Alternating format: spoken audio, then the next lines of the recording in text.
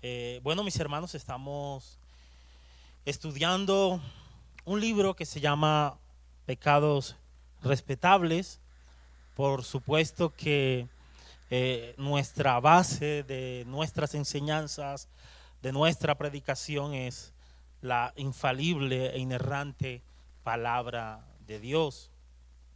Sin embargo, hemos seguido el pensamiento o la línea de este libro llamado Pecados Respetables, teniendo en cuenta precisamente lo que les acabo de decir. La base de nuestra enseñanza es la Biblia. Y hoy, mis hermanos, nos corresponde hablar acerca del capítulo 2, el cual lleva por título La desaparición del pecado. Y ya vamos a entender el porqué del título, pero mientras tanto quisiera traer a sus mentes de manera introductoria un pasaje muy conocido por todos ustedes. Así que acompáñenme al Evangelio de Juan, mis hermanos.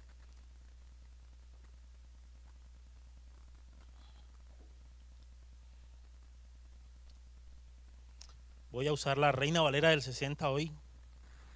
Tenía como olvidada y bueno, por lo menos en la escuela. Ya ahorita vuelvo a la Nueva Biblia de las Américas. Juan,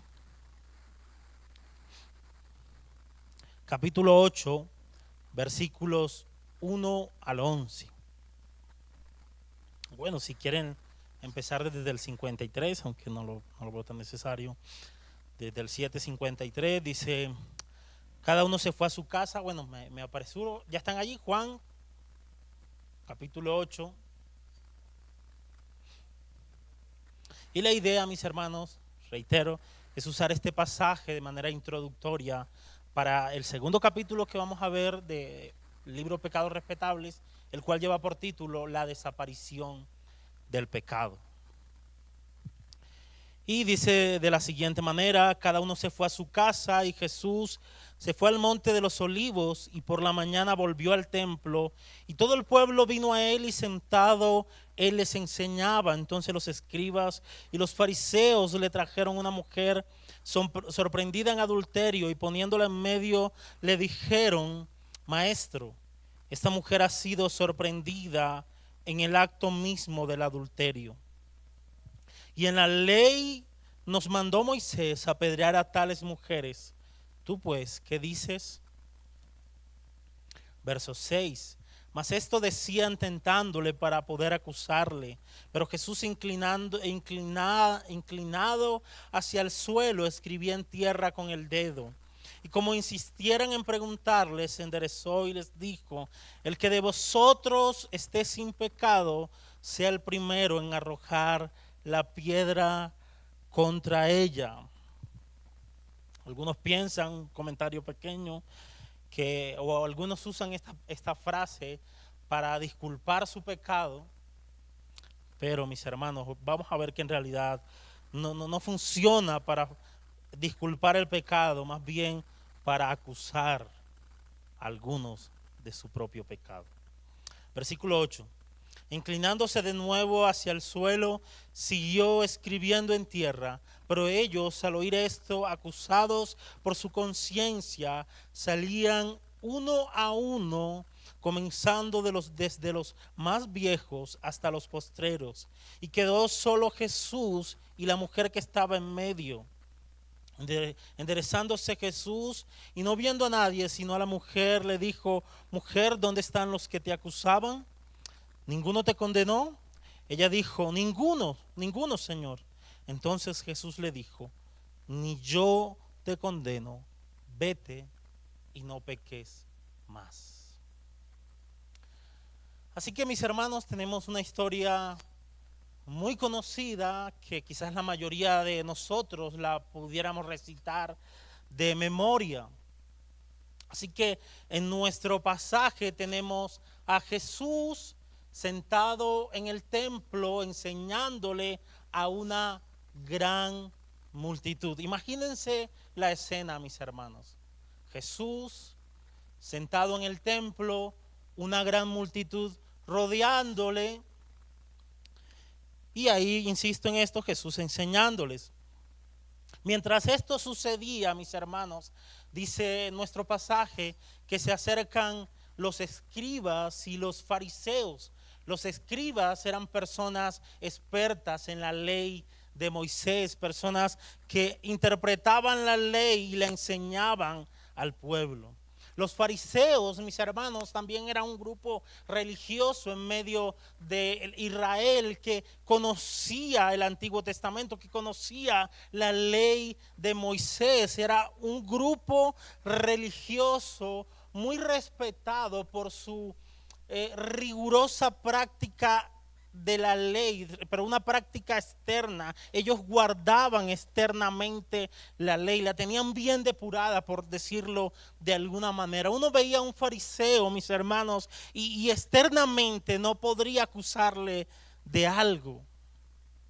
Aunque debemos entender que Juan el Bautista y el mismo Jesús les acusaban a estos fariseos de tener precisamente una religiosidad externa, pero su corazón estaba podrido por dentro. Los acusaban de su hipocresía. Así que este grupo de hombres, estos escribas, estos fariseos, se acercan al templo mientras Jesús está enseñando a la multitud, se acercan al templo y vienen y presentan a una mujer. Algunos le llaman a este grupo, a estos dos grupos, los fariseos y los escribas, la policía religiosa de la época. Y ya vamos a entender por qué, mis hermanos. Así que estos hombres traen consigo a una mujer que lo más seguro es que estaba en contra de su voluntad. Lo más seguro es que esta mujer no hubiera venido voluntariamente al templo. Lo más seguro es que estos hombres la hubieran traído arrestada, un arresto religioso. La hubieran traído en contra de su voluntad al templo y la presentan. Recuerden, hay una multitud. Hay una multitud, no es que llaman al Señor aparte y, Señor, queremos comentarte algo sobre esta mujer que acabamos de traer. No, hay una multitud, por lo menos el texto no deja ver que lo hicieron de manera privada, incluso no era el propósito de ellos, más bien querían tentar a Jesús y querían hacerlo abiertamente, mis hermanos. Así que traen a esta mujer y le dicen al Señor, Señor, esta mujer ha sido sorprendida en el acto mismo del adulterio. Y uno se pregunta, mis hermanos, ¿por qué estos hombres tienen que usar un lenguaje tan escueto, tan explícito para hablar acerca del pecado de esta mujer? ¿No era suficiente decir que había caído o que había sido sorprendida en adulterio? ¿Por qué tienen que usar ese lenguaje de fue sorprendida en el acto mismo del adulterio? Bueno, mis hermanos, según las leyes, según la parte legal de esa época, los estándares en cuanto a este pecado de adulterio o en cuanto a este crimen en términos legales de adulterio era bien alta.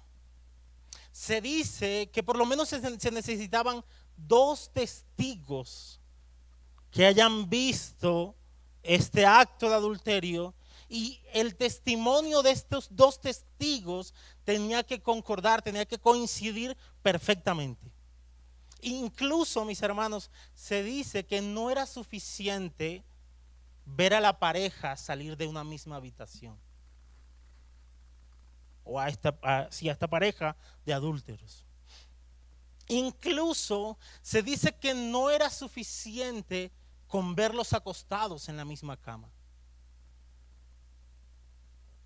Para que se pudiera aplicar esta pena, mis hermanos, era necesario que no quedara la mínima duda de que este hombre y esta mujer habían cometido un adulterio.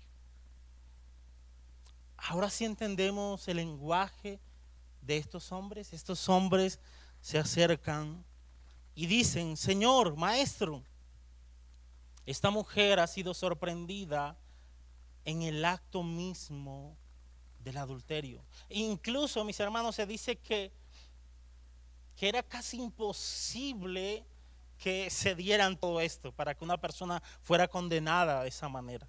Era casi imposible con con esos estándares legales de la época. Así que algunos estudiosos entienden que posiblemente esto era una trampa para exponer a aquella mujer y al mismo tiempo para atentar a Jesús. Y bueno, no sabemos eso a ciencia cierta. Lo que sí registra nuestro pasaje y lo que nos parece un tanto curioso, mis hermanos, es que estos hombres se hayan presentado con la mujer y la pregunta es, ¿y el adúltero dónde está? Esta mujer no pudo ser sorprendida en el acto mismo del adulterio ella sola. Y lo curioso es que ellos citan la ley. Señor, la ley de Moisés dice que debe apedrearse a estas personas, a esta mujer, a una mujer que haya sido sorprendida en el adulterio. Y la pregunta es, ¿dónde está el hombre? Y miren lo que dice la ley precisamente de Moisés, Levítico.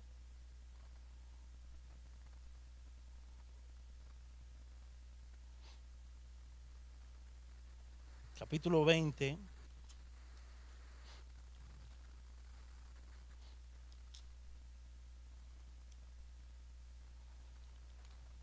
Versículo 10.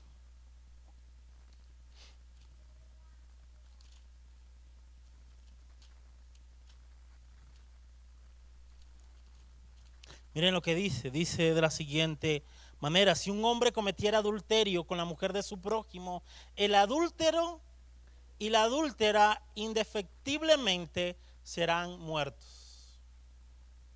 ¿Quiénes debían estar ahí junto con los fariseos y los escribas? ¿A quiénes debieron traer también los escribas y fariseos? Al hombre. Pero no está, mis hermanos. Y el punto en el que quisiera resaltar de este pasaje es precisamente ese, mis hermanos. Estos hombres se estaban escandalizando por el pecado, por el adulterio de aquella mujer, tanto que la habían traído para exponerla en el templo delante de la multitud y delante del Señor, pero al mismo tiempo que se habían escandalizado del pecado, del adulterio de aquella mujer, habían obviado el pecado de aquel hombre, el mismo adulterio de aquel hombre, pero sobre todo, mis hermanos, ellos habían obviado su propio pecado, su propia maldad. Y tanto era la insistencia de ellos en querer escuchar una respuesta de Jesús ante este caso, que en el versículo 7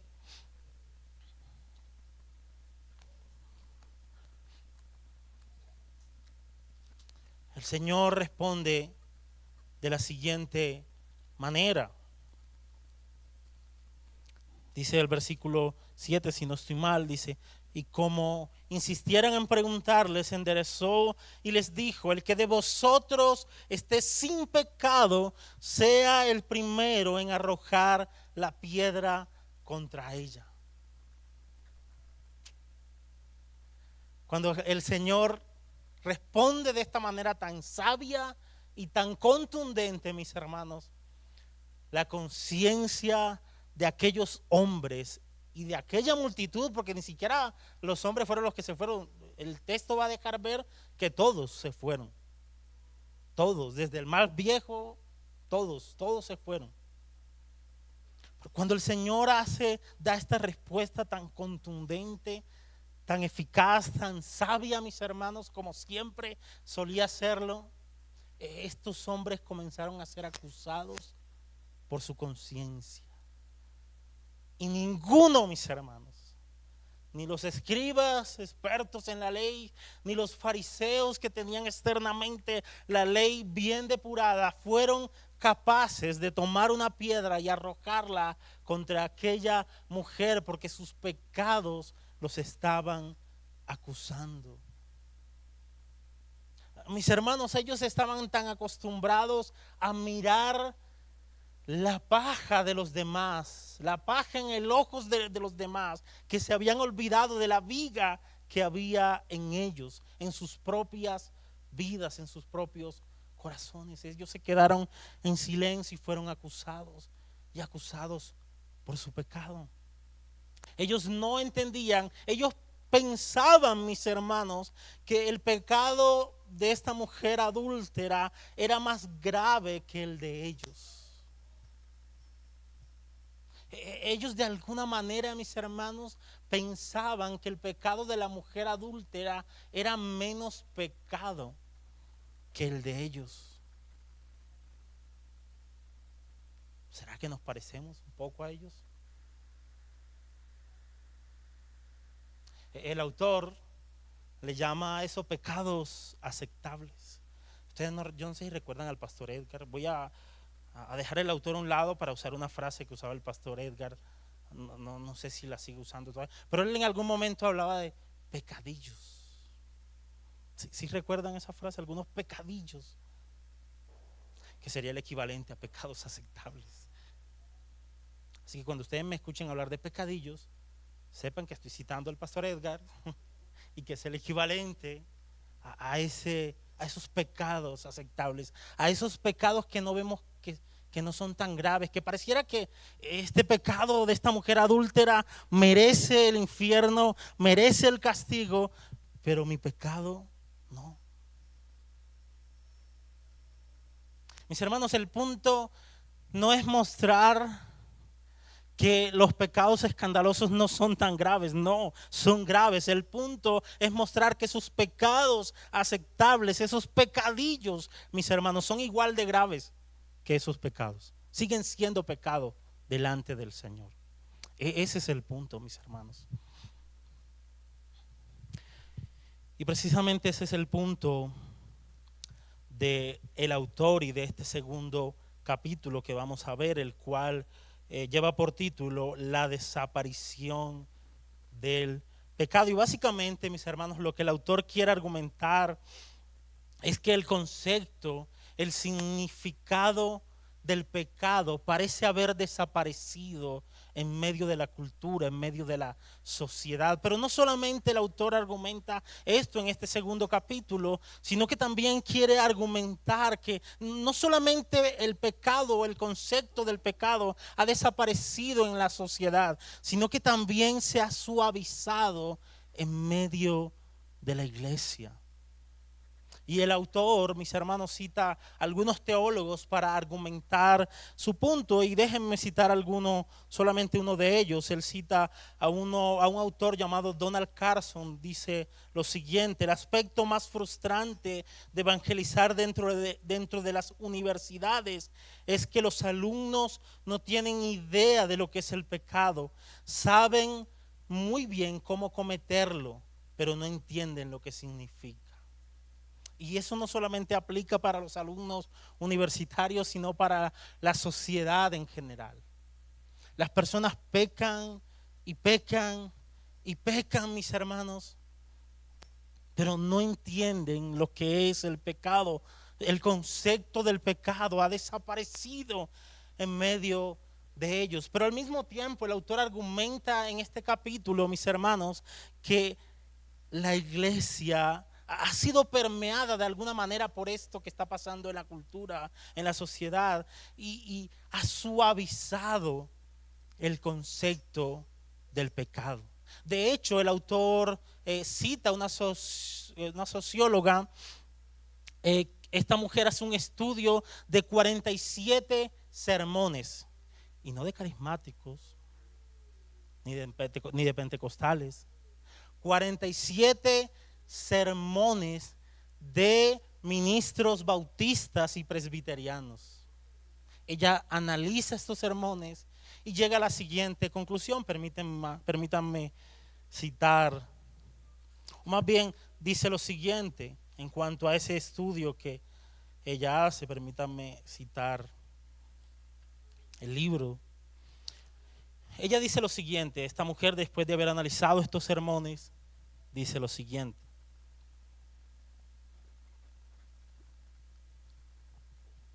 ¿Cómo figura la idea del pecado en los sermones estudiados? ¿Cuáles sermones? Los 47 sermones de los bautistas y presbiterianos, dice ella.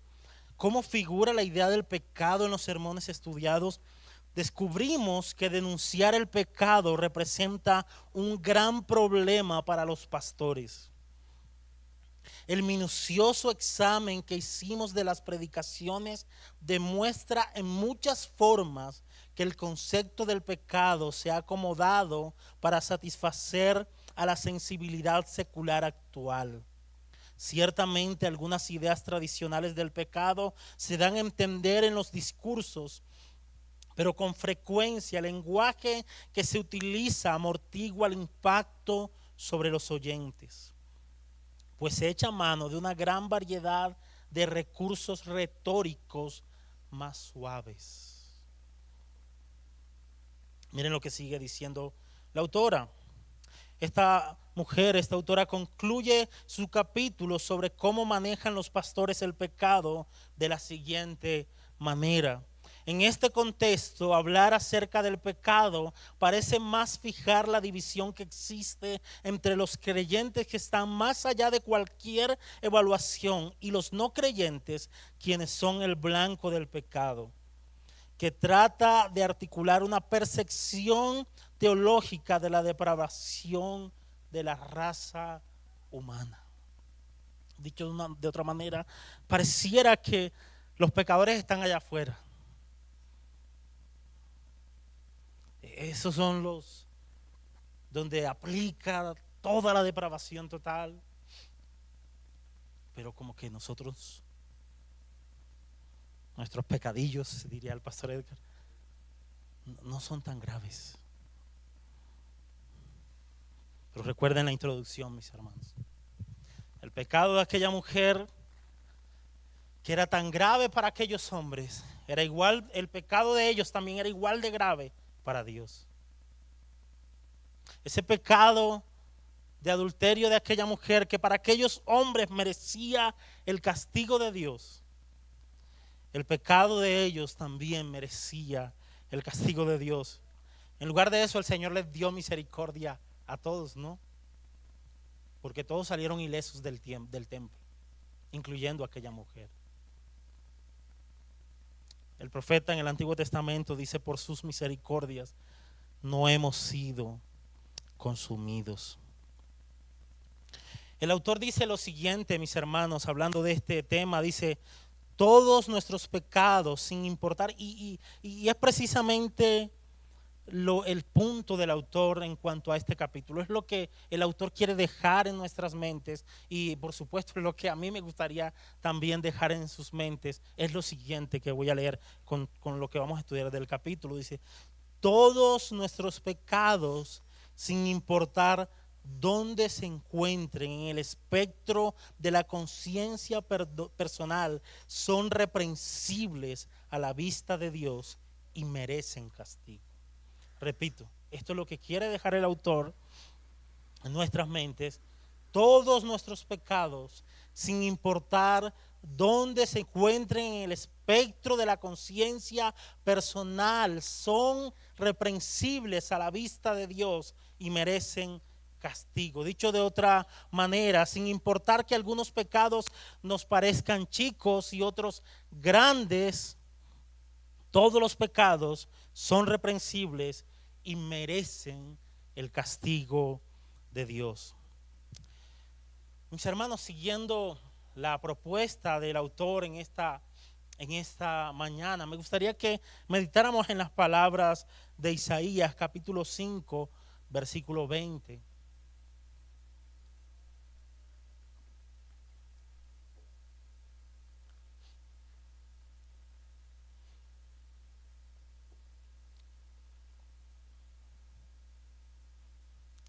Y como tengo el permiso de nuestro secretario en Predicadores de poder repetir dentro de 8 días, así que no tengo tanto afán de terminar el capítulo. Así que si no logramos, lo terminaremos dentro de 8 días con la ayuda del Señor. Con eso ustedes tienen más tiempo de receso hoy.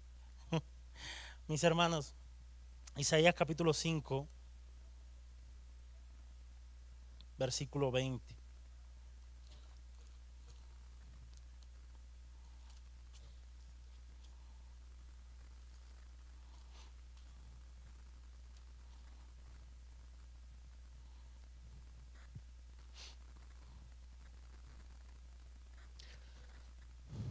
Dice lo siguiente, un versículo muy conocido, mis hermanos. Hay de los que de los que a lo malo dicen bueno, y a lo bueno malo, que hacen de la luz tinieblas y de las tinieblas luz, que ponen lo amargo por dulce y lo dulce por amargo. Normalmente, mis hermanos, pudiéramos aplicar, y quizás no esté del todo mal, ¿no? Pudiéramos aplicar o ver reflejado en estos versículos los incrédulos y quizás los peores mundanos, los peores incrédulos de nuestra sociedad. Quizás pudiéramos ver el cuadro de los peores incrédulos, de los peores paganos en este versículo, de las personas que a lo malo llaman ¿qué? Bueno. Y a lo bueno llaman malo. A la luz tinieblas y a las tinieblas luz.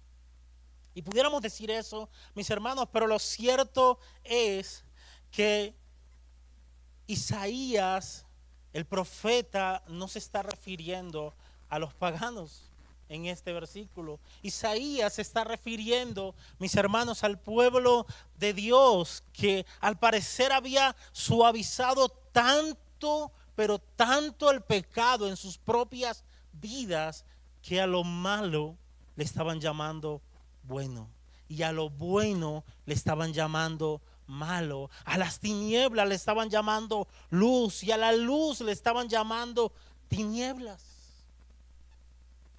Y alguno pudiera levantarse en medio de nosotros y decir: pastor, pero eso fueron ellos. La gloriosa iglesia del Nuevo Testamento es muy diferente.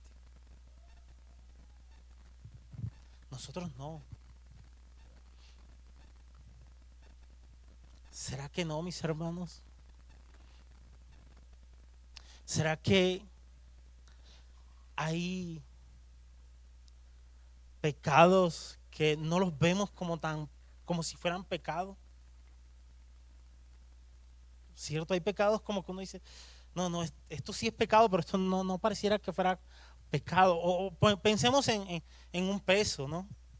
Si fuéramos a pesar los pecados, los pecadillos o pecados aceptables, esos pecados que no son tan escandalosos, y los pecados escandalosos, iríamos al peso, escuchen, no el peso del Señor, el nuestro, iríamos al peso y en los pecados escandalosos pesarían toneladas de toneladas, pero los pecadillos o pecados aceptables pesarían media libra, menos de la media libra. Hablaba con el hermano Segundo, que estamos leyendo este libro los martes, y hablamos precisamente del capítulo, y él me decía, pastor, se me acaba de ocurrir una ilustración. Bueno, mi hermano, suéltela, dígame. Y él me decía, imagínense cuando uno le está hablando a los niños, y uno le pregunta a los niños, ¿qué pesa más? ¿1 kilo de hierro o 1 kilo de algodón? Y él decía, pesa lo mismo. Lo que puede cambiar es nuestra percepción. Nuestros pecados o los pecados escandalosos o no escandalosos o aceptables siguen siendo pecados delante de Dios y merecen su castigo. Merecen su castigo. Y vamos a hacer un ejercicio, mis hermanos. Vamos a los de la derecha, los del medio, los de la izquierda. Bueno, los de la izquierda no mentira, los de la izquierda también.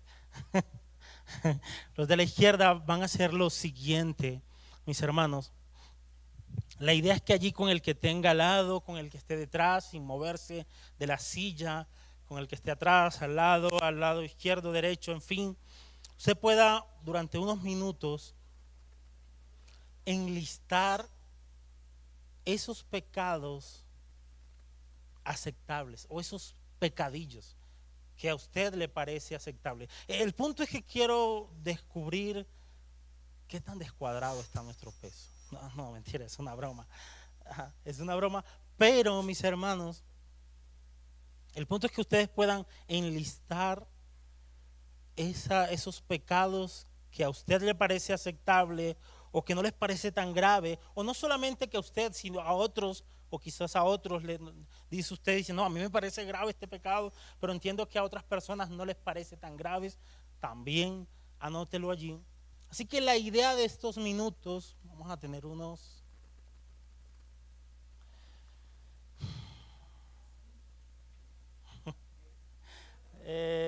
vamos a terminar ya a los 10 minutos. Unos 10 minutos, o más bien 5 minutos, yo creo. Unos 5 minutos, o bueno, 10 minutos, si nos tomamos 5 minutos más y ya. Sí, 10 minutos, mis hermanos, para que ustedes enlisten esos pecados. La idea, mis hermanos, no es que durante este tiempo que vamos a tomar, usted le pregunte al hermano, hermana o hermano, ¿y cómo le fue en el transporte esta mañana? No, no, no, eso lo deja para el receso. La idea es que usted vaya al grano y le diga, ajá, mi hermano, cuéntame, ¿qué tan descuadrado está tu peso? Así que adelante, mis hermanos.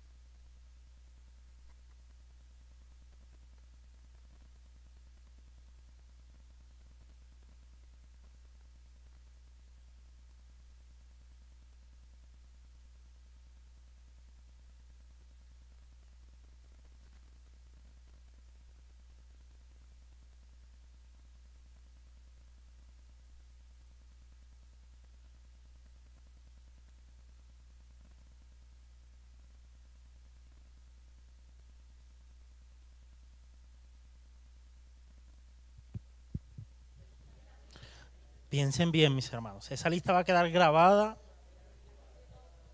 y escrita.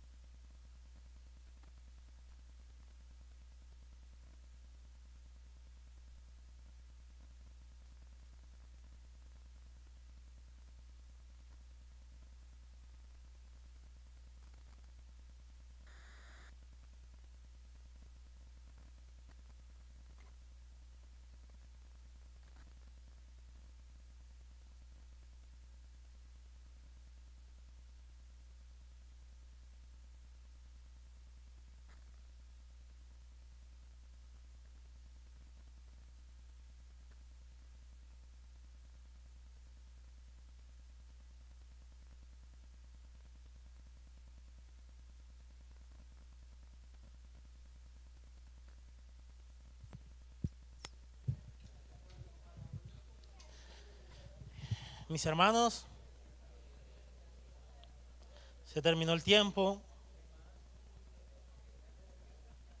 Yo sé que ustedes tienen una lista grande y bueno, mi esposa va a estar allí para anotarla. Al final, mis hermanos, al final, no hoy por supuesto, pero al final del capítulo, la idea, mis hermanos, es que poder relacionar esta lista con algo que voy a decir al final, pero solo hasta el final. Mientras tanto vamos a conocer esta lista y vamos a ir relacionando esta lista con algunos pasajes de las Escrituras. Así que la idea, mis hermanos, es que de este lado me puedan dar por lo menos dos. Yo sé que ustedes tienen como unos 30 que enlistaron, pero solo me dan dos. Luego acá me dan dos. Por acá yo escuché que algo de negocio y no sé si fueron que algo se podía negociar, algo así. Yo decía, bueno, yo quiero saber qué es lo que se puede negociar acá. Dos acá y así, mis hermanos. Así que empecemos por acá. Dos pecados aceptables o pecadillos, como le diría el pastor Edgar, que ustedes hayan enlistado allí. Dos. Las mentiras piadosas, dice mi hermano Giver. Vamos a ver si son piadosas o no. La ansiedad, ok. La ansiedad, las mentiras piadosas, dice mi hermano Giver. Por acá, mis hermanos, dos. El orgullo, ¿qué otro? La rebeldía.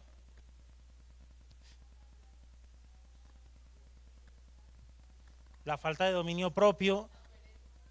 La pereza, bueno, ya se ve. Dos por acá.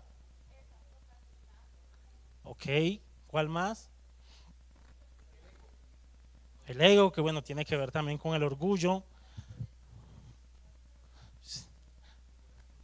La murmuración, que a veces lo pudiéramos disfrazar de piedad. Te quiero contar algo, pero ora por eso, es para que ores. De hecho, puedes hacer un ayunito por eso. Bueno, después miraremos eso. Otros dos por acá, mis hermanos. El exceso de palabras. Y no sé si Valerie está pensando quizás en el proverbio que dicen las muchas palabras no falta el pecado. Bueno, que traducido sería de pronto a algo de imprudencia también en algunos casos. ¿Qué dice la queja? ¿No qué? Perdón.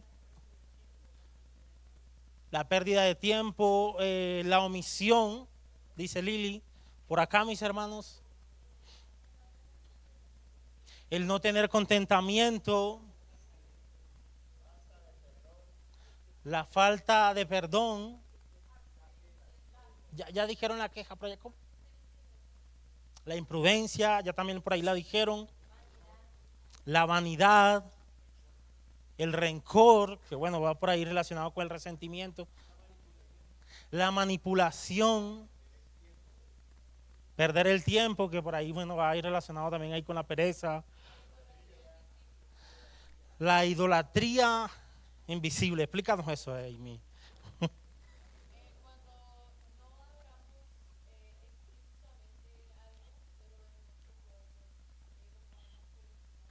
Ok, gracias.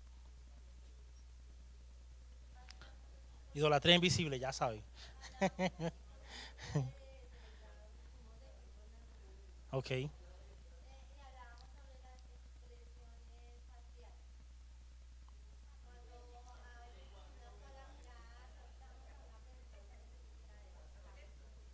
Ok. ¿Tiene algún texto que pudiera ahí como apoyarla? ¿No? Estoy pensando en un texto que tengo, pero lo tengo ahí como embolatado en mi mente, por eso le preguntaba a mi hermano. Perdón.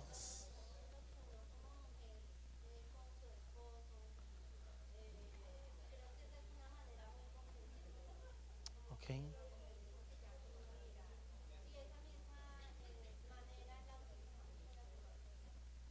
Ok. ¿Qué otros? Hay uno que no han mencionado que lo menciona, está claro. Bueno, el chisme también. La ira, bueno, hay un conflicto ahí con la ira. Recuerden, airaos pero no pequéis. Eso es complicado porque en la ira del hombre a veces no obra la justicia de Dios. ¿Las qué? Las excusas, la conmiseración, que va a ir relacionada con algo de la falta de contentamiento también. Ya la pereza la dijeron. ¿Recuerdan también el adulterio de corazón o el adulterio en el corazón? Eso no lo consideramos tan grave a veces, pero lo vamos a ver después. Bueno, mis hermanos, la lista es grandecita, así que dentro de 8 días vamos a tomar esa lista y vamos a continuar con el capítulo 2 de este libro. Hermano, leo y terminamos. Pregunta.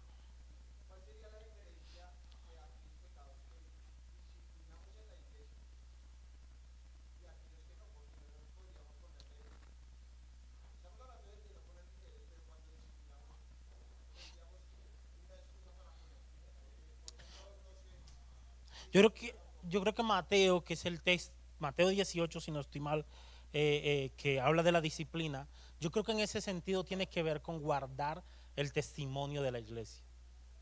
O sea, no es que sea menos pecado, ¿no? Pero cuando tus pecados están afectando el testimonio de la iglesia, que es lo que parece estar sucediendo en Mateo, hay una disciplina del Señor. Y esa disciplina el Señor la ejerce por medio de la iglesia local.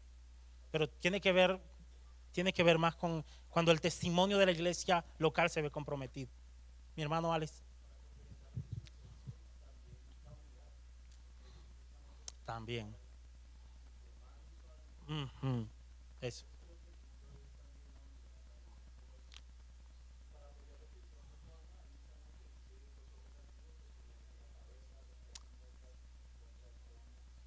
Ujú.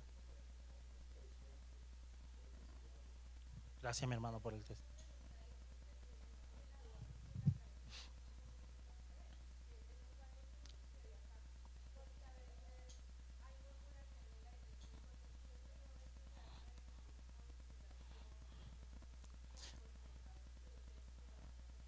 Ujú. Digamos, los que estaríamos mal seríamos nosotros. Toca implementarlo, Lili. Sí, claro. Sí, porque la Biblia no se va a equivocar.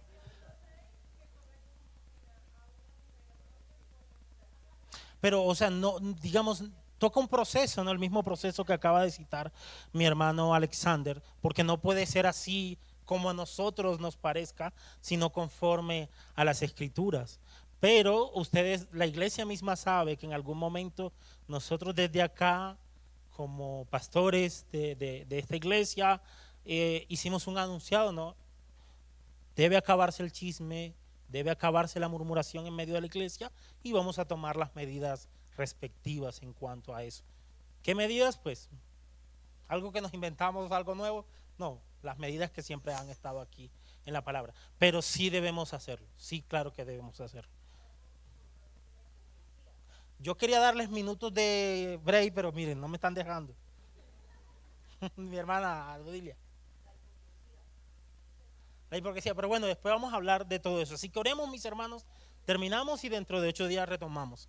Padre bueno, gracias te damos por todo esto, Señor. Ayúdanos a gemir, a pedir perdón y arrepentirnos, Señor.